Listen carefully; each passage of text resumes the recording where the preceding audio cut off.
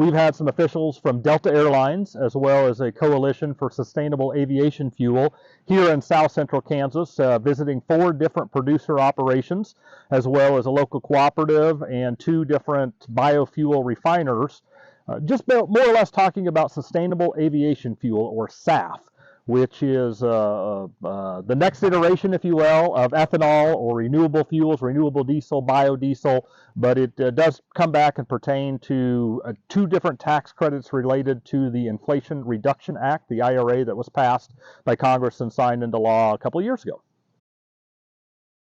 This comes back from a lot of corporate agreements, corporate sustainabilities, where the airlines in particular, very large user of fuels, jet fuel, they are now starting to understand from a more European Union perspective and some other countries where it's a mandate. They've got to go quote unquote greener or a more sustainable aviation fuel. Here in the United States, kind of the goal to get a greener fuel, especially in jet fuel, has been more incentive based. So that's where that comment from the Inflation Reduction Act, or the IRA, that Congress passed a couple of years ago, that's where that comes from. Currently here in 2024, the 40B, it's an IRS tax credit that pertains to refining biofuels.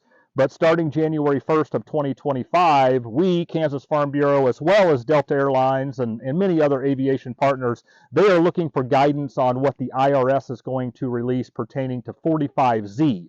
And that's that next iteration of a biofuels tax credit specifically pertaining to aviation fuel.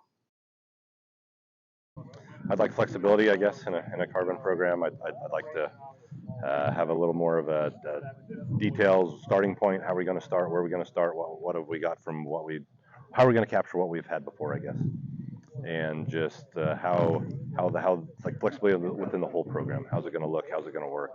And a fair payment, a fair price. What are we getting paid for this? And why are we getting paid what we're getting paid? Objective. Farmers aren't necessarily going to make a business decision, a change in management practice decision 1 year because of a 1-year tax credit.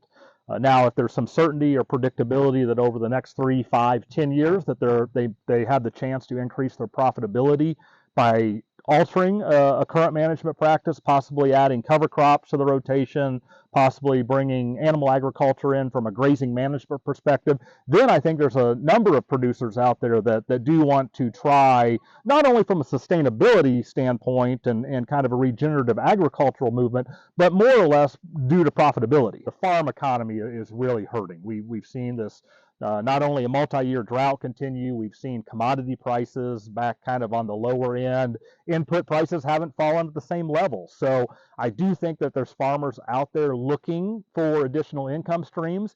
Does that come from quote unquote trading, buying, mitigating carbon? Is that a new commodity that producers are willing to kind of put out on the open market? And if so, how do we make sure that that's simple, that it's dependable, it's durable? When you open up your farm or ranch and you all of a sudden have to say, okay, I planted a cover crop, I didn't do tillage, who stores that data? And ultimately, is that data getting sold to somebody else, or is it ultimately the producer that truly benefits from the management practices that they've implemented?